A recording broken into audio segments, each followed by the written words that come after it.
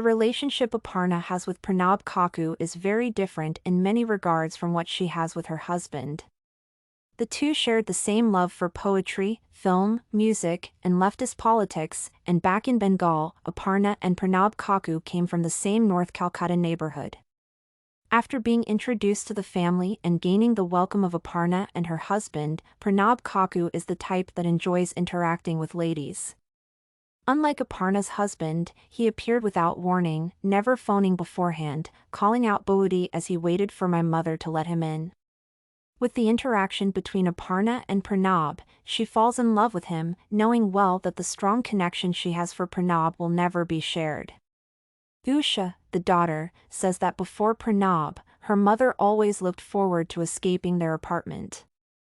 However, after meeting Pranab, her mother was always in the kitchen rolling out dough, a thing she did for her father and her on Sundays. Pranab's introduction to Aparna's life impacts her life and results in the inner turmoil of a wedded lady who is in love with someone else.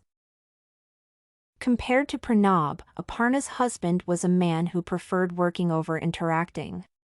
Usha says, "My father was a monkish by nature, a lover of solitude. Shyamal hated conversations and spent most of his time focusing on his work.